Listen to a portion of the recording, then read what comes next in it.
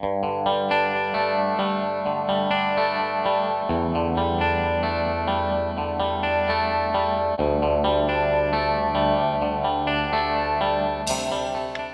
Alguestro, I'll continue west along the Gibb River Road to Home Valley Station, then Ellenbrae Homestead and the Drysdale River Station, and head north to the Mitchell Plateau. Returning to the Gibb River Road, I spent a few days at each of Mount Elizabeth Station, Manning Gorge, Charnley River Station, Mornington Wilderness Camp, King Leopold Ranges National Park, Windjana Gorge National Park, and finishing at Burwood Downs. Well, welcome to episode 7. I'm just departing Alguestro, had a fantastic time here, and heading off down the Gibb River Road. I've got the Pentacross River crossing, so I'm not sure how deep that's going to be, but I'll have a look. And my first stop is Home Valley Station. I had an interesting encounter this morning, back on the snake theme from episode 6. I read ages ago that be aware in the morning when you do your vehicle checks, as you pop the bonnet, that our cold-blooded creatures enjoy spending the night in the warm engine bay. The engine bay keeps its temperature for most of the night. So I checked the oil, had a look at everything, thought I'll just start it up and have a bit of a listen and look for any leaks. And as I started up, I thought I'd thrown a fan belt because there was a great commotion of clattering and thrashing and bashing going on, and next minute a taipan shot out from underneath the car like an Exocet missile. So I suppose it does happen. In the suburbs it's cats, out here it's taipans.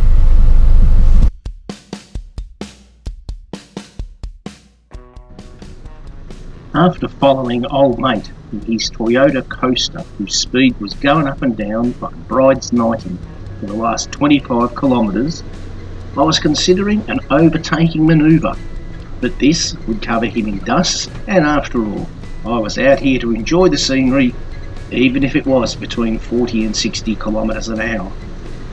I was quite happy, therefore, when we reached the Pentecost River crossing. It turns out old mate was from the home country and quaintly referred to the coaster as a lorry. He kindly agreed to take my camera across and set it up on the far bank for me.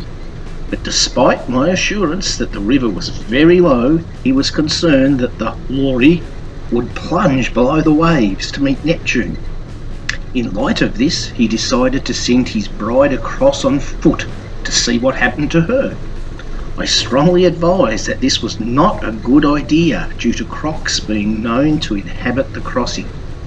He glanced left and right and declared he could not see any crocs, which, again, I pointed out that you seldom do see the one that gets you. The Rife did reach the other side and escaped both Neptune and the crocs, and the lorry, and more importantly, my camera did also.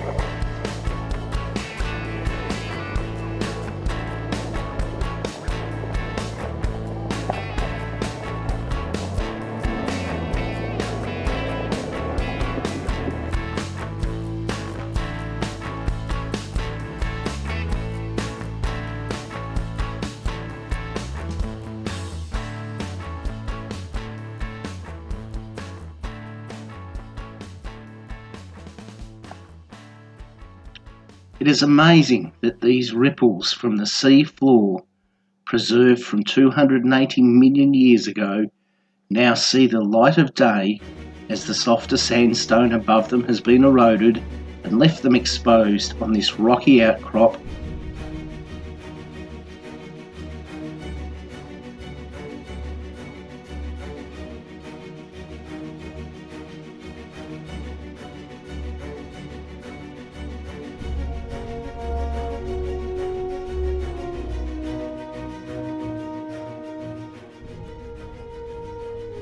These little ring-tailed dragons are a common sight around Home Valley Station, sunning themselves on the top of rocks and usually scurrying away as you approach.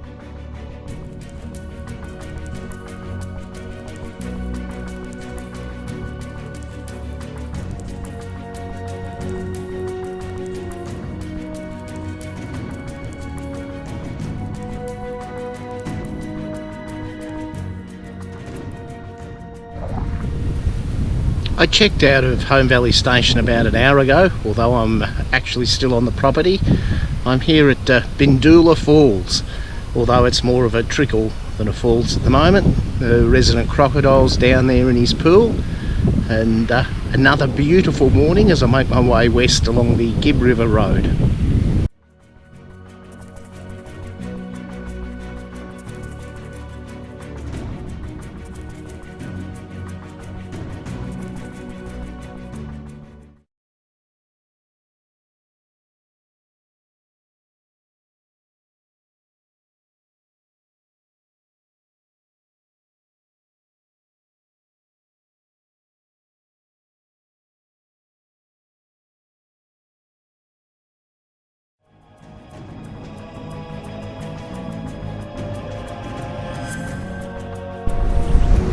I'm here at Ellenbrae station at the camping area.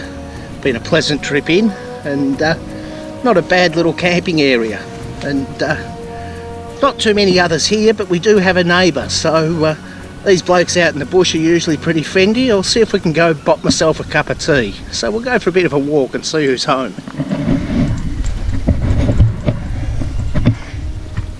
G'day Cobber, watch that termite mound there. Watch it when I was walking. Any chance of a cuppa? I'll put the kettle on for you now. Sounds good. Alright, I'll just put a table and chair there. I've got somewhere to sit. It's funny who you meet out here.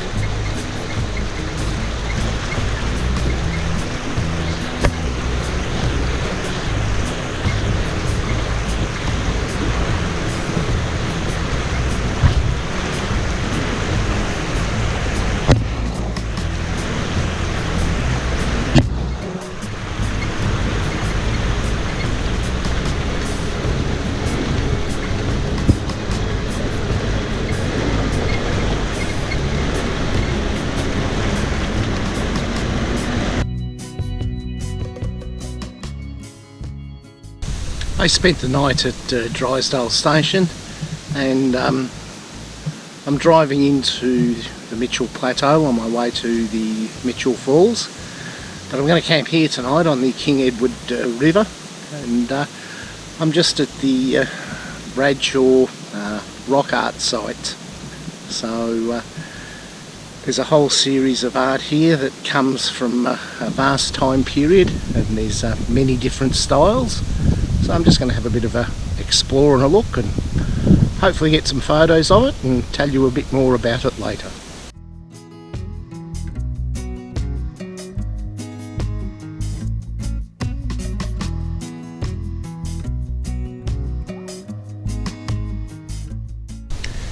Behind me on the rock are some of the Wodgina, the mythical beings figures that this site's famous for. There's quite a number of them here, and quite a number of different art styles over the many years that people have been sheltering here. So see if I can give you a better look.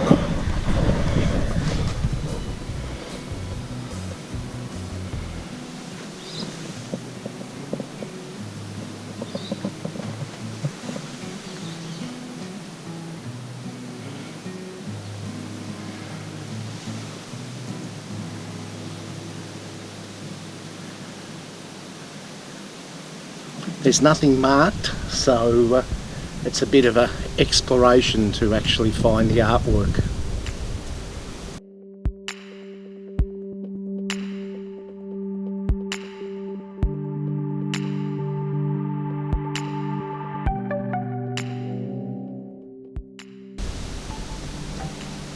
This group of Wodgina mystical being figures appears to have been painted over much earlier artworks from the different style, and again from a much earlier period. The kangaroo that's up on the roof here, and I'll try and get you a shot in a moment, it's a much more natural style. It looks like a kangaroo and it's filled in with stripes. It's actually a very early form of the rock art.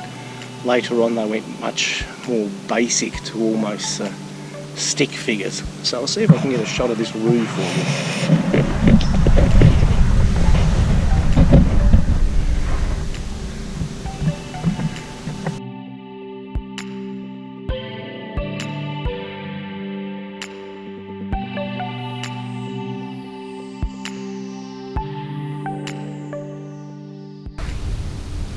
Under this rock there's many hand stencils, and some of them look like children's, but also around the side that looks like there's much older paintings. And up here on the roof, I'll see if I can show it to you, there's what looks to be an image of a turtle.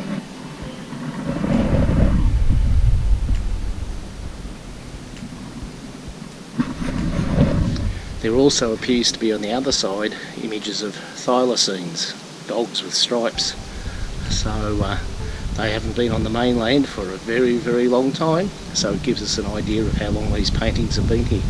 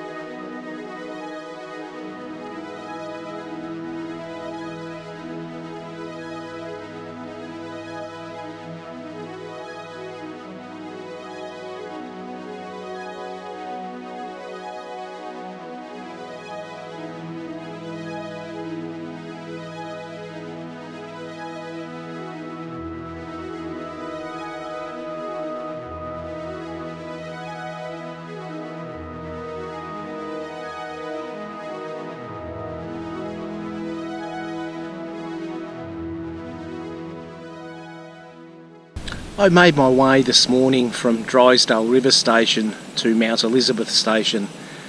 This place is very much less tourist orientated than many of the others along the Gibb River Road. It actually is a cattle station, and they allow you to camp here and pretty much on your own explore the station, and there's quite a lot of it to explore.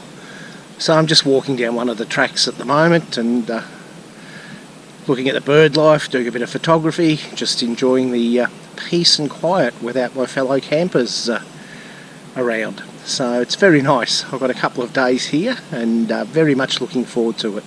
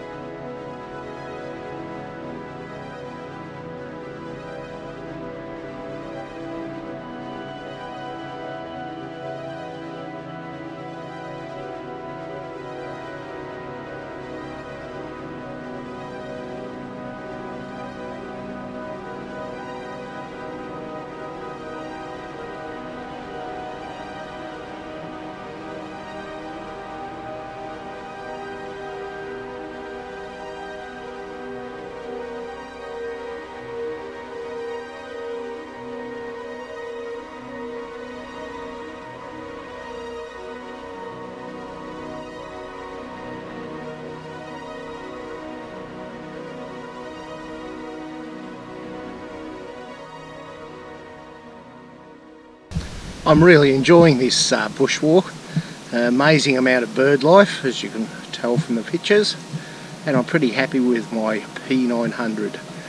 I'm getting shots that I never would have ever had a chance of getting otherwise, and they mightn't be the best, but I'm pretty happy with them.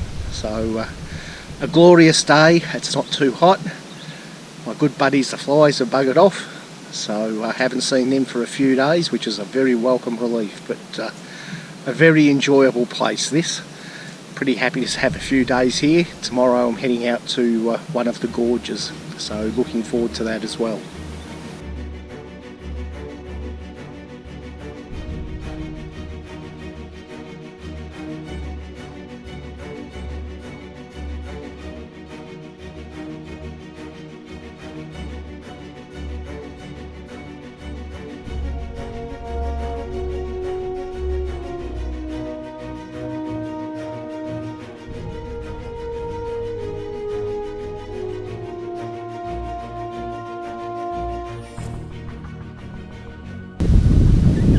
I reckon there's nothing more Australian than coming across a cattle yard out in the bush. So there's no BWCs here, there's no artificial grass. I'm really enjoying myself today, and just going to keep on wandering around this property and see what turns up. I'll give you a quick look at this yard. I like it.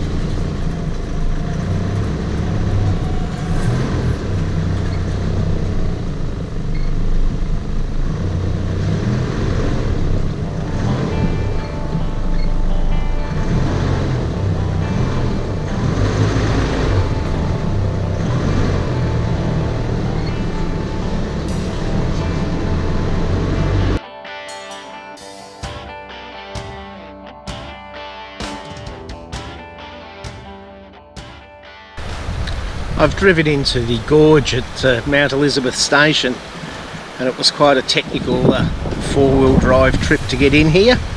It challenged me anyway, but it's quite a lovely place. It's still early morning, lots of bird life, no crocs as yet, which is very good, and just going to have a bit of a walk around and see if I can make my way back out of here without any damage. But a beautiful place.